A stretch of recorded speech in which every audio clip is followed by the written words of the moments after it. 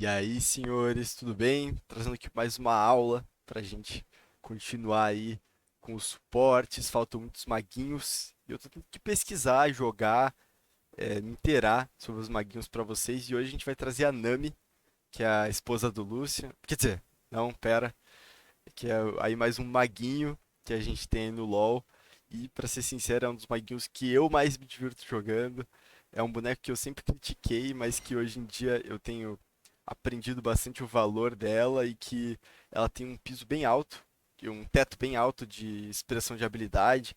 Ela não é fácil de jogar, mas se você é uma Nami que sabe se posicionar, sabe usar bem as habilidades, você tem muito potencial de estar aí carregando. Mas antes de falar disso, bora falar um pouco das skins. Eu gosto bastante da skin Nami Yara, que vocês podem ver, eu tenho, ela é toda chamativa, bem brasileira. A skin da Nami seria boa, é legal também, mas as outras skins dela acabam decepcionando um pouquinho. A Nami Cajado Esplendoroso é bonita, essa aqui é bonita, essa aqui dá pra jogar, e essa nova, ela tá bem legal. Eu consegui a Nami em Balas Espaço Prestígio, e bora pro modo treino pra gente já começar a falar do campeão. Antes disso, bora falar um pouquinho das runas da Nami. A Nami, ela é um suporte maguinho e ela teve uma alteração recente na qual ela não funciona tão bem mais com trovão. Então você vai estar usando todo o jogo aéreo e você vai escolher. Contra outros suportes magos, você geralmente vai pegar esse entrega de biscoito e perspicácia cósmica. E contra suportes que pulam em você, contra um Nautilus, contra um Pyke, você precisa do osso revestido, que vai te dar uma proteção extra ali na lane ou no meio do jogo. Até se você tiver contra um Zed, contra um Hecarim, esses bonecos chegam em você muito fácil, você pode estar optando por ele. Você quase sempre vai de Ignite, mas aquele exaust é sempre bom você ter noção, ou até mesmo às vezes com o Lucian, especificamente, é interessante pegar o heal, porque aí você nunca vai jogar na tela dos inimigos, você vai jogar atrás do Lucian e você nunca vai ter o ângulo para usar seu Ignite. Então você gosta de usar o heal para proteger a mais quando o Lucian for de exaust, o Lucian pode ir de cleanse ou até de Ignite. Já falei do Lucian algumas vezes, ele é o campeão core com a Nami. A Nami praticamente só aparece com o Lucian. Então, a gente vai estar vendo Eu decido aí tomar essa essa escolha ser muito importante e vocês vão. Mas eu falo um pouco mais pra frente de quanto dos outras matches dela. Por que que a Nami ela é um boneco que eu tenho que falar do Lucian? Porque ela justamente não aparece tanto. Ela é um boneco que sinergiza muito com o kit do Lucian. Então, ela também é um boneco que ela assim nunca vai estar super forte, mas ela também nunca vai estar super fraca. Então, deixa eu só organizar uma coisinha aqui.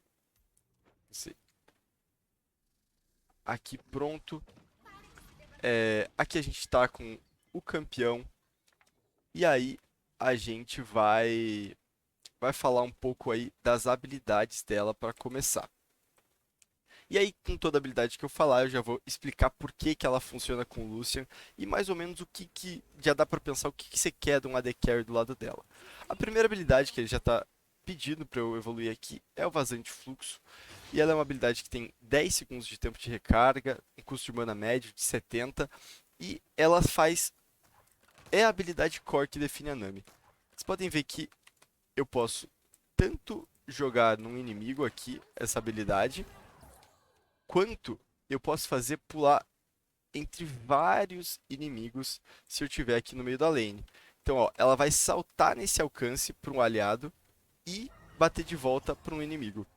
Então vocês podem ver que ela é feita realmente para bot lane. Você vai estar dando seus auto-ataques. Você vai utilizar, seja no inimigo para dar 2 danos e uma cura, ou no aliado para dar 2 curas e um dano. Então, assim, é uma habilidade extremamente importante você saber utilizar. E quanto melhor você for, você não só vai usar a habilidade, mas você também vai utilizar a passiva da Nami, que recebe muita velocidade de movimento quando você usa uma habilidade, seja você o aliado, quem recebe a habilidade da Nami vai receber uma velocidade de movimento. E essa velocidade de movimento ela pode ser utilizada para fugir da luta, para perseguir os inimigos ou até mesmo para tá micrando aí que a gente fala, que é, por exemplo, quando você domina o arbusto, aí tem um inimigo aqui, você vem, dá um tapa nele e usa sua habilidade para você sair correndo dele. E aí ele meio que não consegue trocar dano porque você correu muito rápido dele. Você usa essa habilidade pra fugir. Saiu, bateu, entrou de volta no arbusto. Ele não te vê, ele não consegue mais trocar o hit. Então, é uma habilidade muito importante. E ela já comba também um pouquinho com a próxima habilidade, que é o E da Nami. Que é a Bênção da Conjuradora, que a Nami fortalece as habilidades e ataques de algum campeão e fazem com que esses ataques e habilidades causem lentidão. Então, ó, vocês podem ver que você fica com 3 marquinhas, e aí os próximos 3 ataques ou habilidade que você usar vão consumir essas marcas dando dano. E é aí que entra grande sinergia com o Lucian. O Lucian, hoje em dia, ele recebe, toda vez que ele recebe um buff, ele dá um dano bônus muito alto, e a Nami consegue aplicar muito fácil no Lucian. Então, o Lucian pula no inimigo, você usa o E enquanto o Lucian pula, e o Lucian vai dar uma tonelada de dano. E essa tonelada de dano, inclusive, funcionava antigamente com o Choque do Trovão, o Eletrocutar, que era a runa principal, mas a Riot tirou isso, então agora só funciona com a Aery. E, apesar disso, a Aery sempre foi uma runa boa pra Nami, e a gente vê até agora a Nami performando melhor ainda com essa runa, já que ela ativa tanto na parte de dar dano, mas ó, o Aery também ativa como escudo. Quando eu utilizar a habilidade do inimigo, tá vendo? Vai dando escudinho, e isso vai se acumulando ao longo da lane de uma forma muito positiva. A terceira habilidade da Nami é a prisão aquática, que é também a mais clássica, uma das mais icônicas, que a Nami joga a bolha e pega no cara, e apesar da animação jogar pra cima, ele fica atordoado. Isso aqui não é um knock-up. E isso tem diferença porque a tenacidade reduz essa habilidade. Ela é bem interessante, ela tem o tempo de casting, então você tem que ficar ligado. Você jogar aqui ou jogar aqui não tem diferença no tempo, mas tem diferença às vezes na reação do cara. Você dá esse flash que não vai sair mais rápido, mas o que você pode fazer é justamente aprender a dar o seu E em você mesmo enquanto as suas habilidades estão no ar, que é uma coisa que você pode fazer tanto com auto-ataque, que esse é o combo principal da Nami, ó. Eu vou dar auto-ataque e enquanto auto-ataque no ar, eu vou dar auto-ataque W e enquanto tá no ar eu vou usar o E, pra vocês verem o quão rápido, ó, pô. Ativei os meus 3 Es e o cara tomou bastante dano. Isso aqui na lane, ele é muito bom, muito importante, ainda mais pra você ativar o seu Gume do Ladrão Arcano. A bolha da Nami, ela é mais difícil de acertar do que parece. E as pessoas, conforme for subindo de nível, vão desviar muito facilmente. Então eu recomendo você sempre estar ligado quais slows, quais controles de grupo o seu time tem para te ajudar a acertar a sua bolha. Inclusive quais controles a própria Nami tem dentro do kit dela para tá aí ajudando a acertar. E o principal é o slow do E. Então você vai dar o E e aí você dá o Q no cara e o seu slow vai ajudar ele a não conseguir correr para fora da sua bolha. Ou depois vocês vão ver a ult, você vai dar RQ. E aí bora falar da ult agora. Que a Nami invoca essa onda e ela arremessa os inimigos pro ar por 0,5 segundos. Esse tempo é perfeito para você usar a sua bolha e o cara não tem como sair. E aí você dá essa cadeia de controle de grupo, né? O cara fica preso por 2 segundos e é um negócio em área, então se você acerta uma galera, o boneco fica bem poderoso. Outra coisa para legal pensar é que a sua onda nasce do seu lado, então às vezes você jogar ela um pouquinho na diagonal vai pegar mais rápido do que se você jogar para frente. E que a sua ult também é muito importante para você parar esses bonecos que pulam em você, que são os counters, os bonecos encantadores, então uma Kiana, um Zed. Como a ult dela é instantânea, às vezes você vê o Zed caindo, você já joga a bolha que é insta, e o cara fica muito tempo parado, não consegue assassinar sua backline. Então, jogar a proximidade dos aliados, protegendo. Quando aparecer o Zed, pô, RQ, não tem segredo. O seu aliado não só vai ter tempo pra fugir, pra bater nesse cara, como ele também ganha a passiva da Nami de velocidade de movimento, não só quando você dá o buff.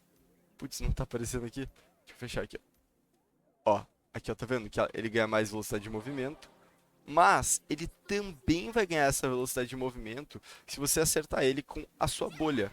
Ó, como vocês podem ver aqui, tanto a sua bolha quanto a sua ult vai deixar o cara mais rápido vai ajudar ele a correr. Então, por exemplo, se você vê uma luta num lugar fechado, vou dar um exemplo aqui. Isso aqui é muito comum durante o jogo, a galera começa a se embolar aqui na jungle e a ult dela tem um range excepcionalmente alto. Então, ó, você ulta de fora da range, os caras não veem a ult chegando e você consegue fechar toda uma saída, jogando os caras pra cima e dando velocidade de movimento para sua equipe. Então é bem interessante, ó, esses choke points, né, esses pontos de controle, olha quão longe a ult da Nami chega. E lembrando, sempre você tenta fechar a saída dos caras. Então, por exemplo, se tem uma galera lutando aqui e você acha que os caras vão correr pra cá, você não mira assim nos caras, que aí você só pega eles. Você mira logo na saída deles, porque aí eles são forçados a não se movimentar, entendeu? É muito difícil dos caras escaparem. E aí é um pouco disso, a Nami ela vai querer estar sempre de olho, sempre protegendo os aliados.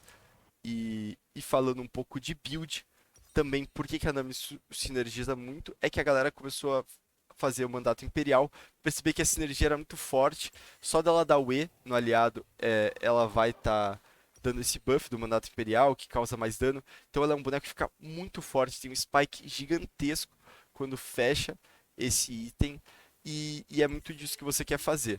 Inclusive, quando tiver com Lucian, o ideal é você evitar até comprar a bota fechada, talvez comprar a primeira bota, mas tentar fechar o mais rápido possível esse item. Tem até umas estratégias, às vezes as Namis usam bota na runa para fechar o item mais rápido e que você vai ter um mid game muito forte. Algumas opções só pra gente terminar a parte de build. Deixa eu botar um pouquinho de ouro em mim aqui. Na parte de build, você geralmente vai fazer a bota de Oriana da Lucidez, Mandato Imperial e Cajado Aquafluxo. São os melhores itens para ela, mas algumas preferências, algumas coisas são de preferência pessoal também. Tem a opção de fazer Putrificador Quintec para cortar cura, muito bom também.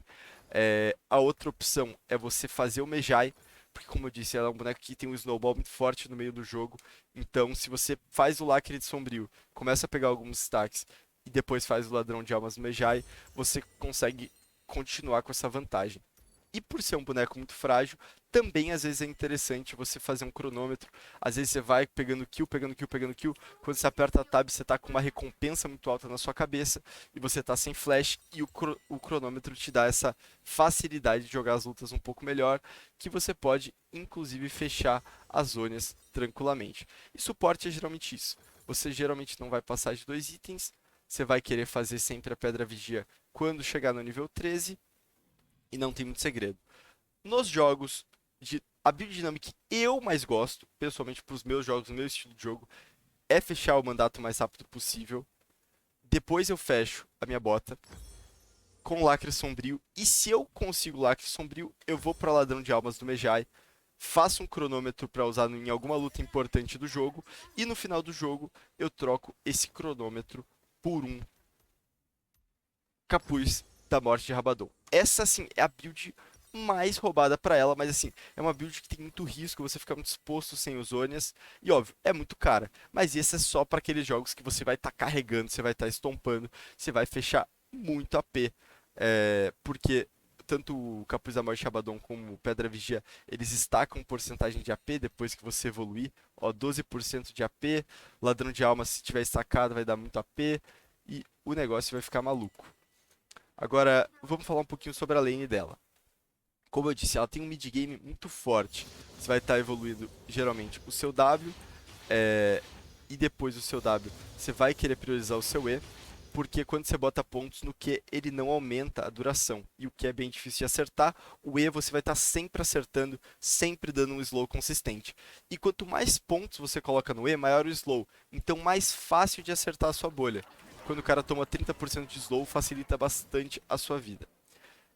Agora falando um pouco da lane phase. Ela é bem fraca, bem vulnerável, apesar de que contra outros maguinhos, se você consegue estar com a AD Carry forte da lane, você consegue até trocar, ela funciona às vezes com Ezreal, com a Caitlyn que dá dano de longe, e é aquele negócio, para você surpreender os inimigos, você quer usar o seu E enquanto tem uma habilidade, enquanto tem um auto-ataque voando no ar. É um pouco disso, você vai sempre querer usar o W de uma forma que pegue em 3 pessoas.